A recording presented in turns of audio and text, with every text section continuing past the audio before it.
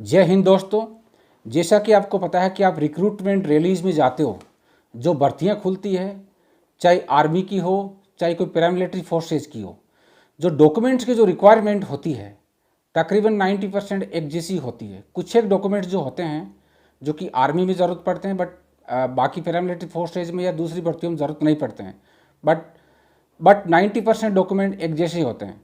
Most of problem ये आती है कि कैंडिडेट्स जो स्टूडेंट्स हैं भर्तियां देखने के लिए जाते हैं, और ये एवरेज रहा है कि 10% जो स्टूडेंट है, एस्पिरेंट्स है, वो वापस आ जाते हैं क्योंकि उनके पास में जो डॉक्यूमेंट रिक्वायर्ड डॉक्यूमेंट है, जो जिन डॉक्यूमेंट की ज़रूरत होती है, वो डॉक्यूमेंट उनके पास में पूरे नहीं होते हैं।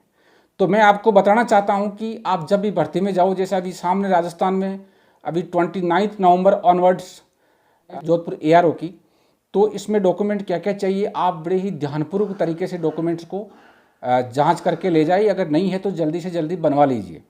वो इस प्रकार से है, जैसा कि सबसे पहली बात, आपका एडमिट कार्ड आपके पास में होना चाहिए। उसको चेक करिए क्योंकि ऑनलाइन अवेलेबल होता है, और उसको आप डाउनलोड करिए, और ओरिजिनल आपका एडमिशन कार्ड आपके पास में होना चाहिए भर्ती में। जैसा कि देखिए ये,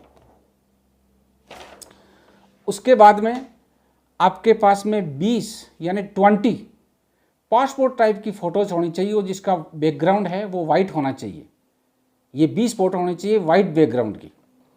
और इसमें इम्पोर्टेंट बात यह है कि आपके दोनों कान दिखाई देने चाहिए।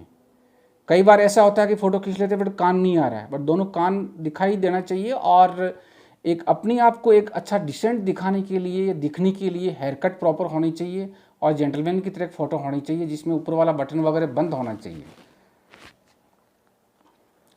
उसके बाद में एजुकेशन सर्टिफिकेट्स। दोस्तों, एजुकेशन सर्टिफिकेट में आर्मी के लिए 10th और 12th का दोनों मार्कशीट होनी चाहिए, और वो दोनों ओरिजिनल होनी चाहिए। जैसा कि मैं आपको दिखाता हूँ, ये 10th की है और ये 12th की है।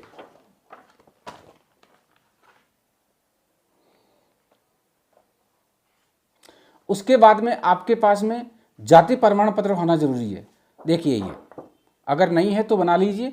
और इसमें एक देखने वाली बात यह है कि जाति प्रमाण पत्र जब भर्ती खुलती है, लोग बनाने जाते हैं, अचानक ऐसे जो कि सिग्नेचर करके लेके आ जाते हैं, करवा के लेके आ जाते हैं। बट हमेशा ध्यान रखना चाहिए कि जाति प्रमाण पत्र के ऊपर डिजिटल सिग्नेचर, देखो ये डिजिटल सिग्नेचर होना बहुत ही जरूरी है। उसके बाद में सेम मूल निवास की जरूरत पड़ती है, डोमिसाइल सर्टिफिकेट बोलते हैं, वो होना जरूरी है। और सेम इसी प्रकार से डोमिसाइल सर्टिफिकेट के ऊपर भी ये देखिए डिजिटल सिग्नेचर होना जरूरी है, अदरवाइज आपको वहां से बाहर निकाल सकते हैं। उसके बाद में स्कूल का करेक्टर सर्टिफिकेट, या जिसको हिंदी में बोलते हैं चरित्र प्रमाण पत्र, वो आपके पास में होना चाहिए। और ये 6 महीने से ज़्यादा पुराना नहीं होना चाहिए, ये ध्यान में रखने वाली बात है। अगर 6 महीने से ज़्यादा पुराना होगा तो वो एक्सेप्टेबल नहीं होता है, आपको बाहर निकाल सकते हैं वहाँ से। इसके अलावा दूसरा सर्टिफिकेट है अनमेरिड सर्टिफिकेट। ये देखिए, ये अनमेरिड सर्टिफिकेट भी 6 महीने से ज़्यादा पुराना नहीं होना चाहिए, 6 महीने के अंदर अंदर का ही बनाया हुआ होना चाहिए। इसके बाद में आपकी आधार कार्ड देखिए, ये आपके पास में होना जरूरी है। ये एक बहुत ही यूनिक आइडेंटिटी कार्ड है, जो कि हर जगह आजकल आप कहीं पर भी चले जाओ इंडिया के अंदर, हर जगह आधार कार्ड की ज़रूरत पड़ती है। दूसरा, इसके साथ में पैन कार्ड होता है। अगर आपकी 18 साल से अगर उम्र ज़्यादा है, 18 साल हो गई है, तो आप पैन कार्ड बनवा करके उसको भी कैरी कर सकते हो। बहुत सारी जगह पर उसकी ज़रूरत पड़ती है। हालांकि आर्मी में कोई अभी पैन कार्ड की ज़रूरत नहीं पड़ती है वैसे। इसके अलावा आपकी पुलिस वेरिफिकेशन की भी होनी ज़रूरी है, और जो कि मेडिकल के बाद में ज़रूरत पड़ती है। ये देखिए,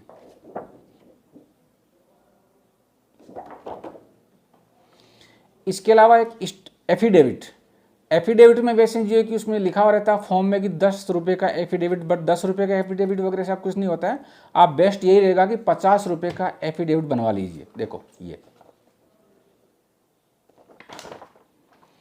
इसके बाद में बर्थ सर्टिफिकेट, सेम इसमें भी डिजिटल सिग्नेचर जो कि नीचे है, ये है, ये होना चाहिए। इसके बाद में कई प्रकार की, हालांकि आर्मी में आपका जो कि बैंक अकाउंट की ये जो कॉपी की ज़रूरत नहीं है, बट कई जगह मांग भी लेते हैं, तो आप अपना अगर बैंक अकाउंट है तो उसको खुलवा लीजिए, और ये इसकी डायरी होती है वो आप रखिए, अच्छा आपके काम आएगा हर जगह ये। इसके अलावा आपके पास में एक नो रिस्क सर्टिफिकेट भी होना चाहिए आर्मी में भर्ती में, और जो मेरे पास में अभी अवेलेबल नहीं है। और इसके अलावा ये कि कोविड वैक्सीनेशन सर्टिफिकेट भी आपके पास होना चाहिए, और उसमें दोनों डोज लगे हुए होना चाहिए, ऐसा ना हो कि एक ही डोज लगा हुआ हो। इसके अलावा आपके पास में ड्राइविंग लाइसेंस अगर है तो अच्छी बात है, हालांकि आर्मी में कोई ज़रूरत नहीं पड़ती, बट कई जगह जो कि इस प्रकार की रैलीज या भर्तियां खुलती है जिसमें ड्राइविंग लाइसेंस की ज़रूरत पड़ती है, अगर कहीं पर अगर गाड़ी के ड्राइवर की आवश्यकता हो तो, बट वो आपके पास में 18 साल से आप ऊपर हो जाते हो तो आप बनवा लीजिए, अच्छी बात है, आपके पास होना चाहिए।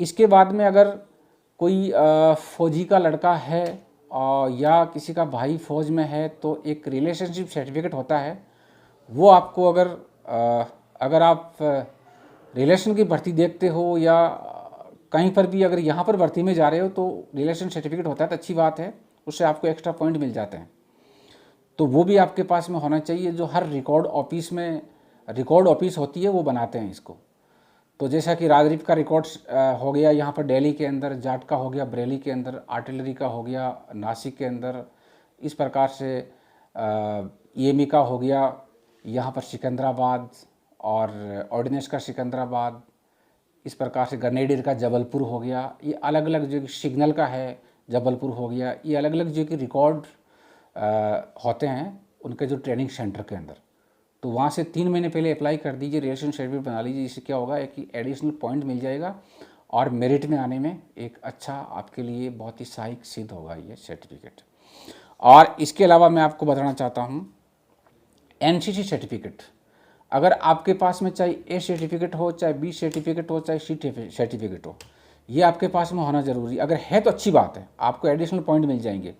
अगर आपके पास में अगर A सर्टिफिकेट है तो उसके 5 नंबर दिए जाते हैं बोनस पॉइंट, अगर B है तो 10 नंबर दिए जाते हैं, और अगर C सर्टिफिकेट है तो आपको GD और ट्रेडमैन की भर्ती के दौरान आपको एग्ज़ाम में अपीयर होने की ज़रूरत नहीं है, आप विदाउट एग्ज़ाम डायरेक्ट नंबर आ जाता है।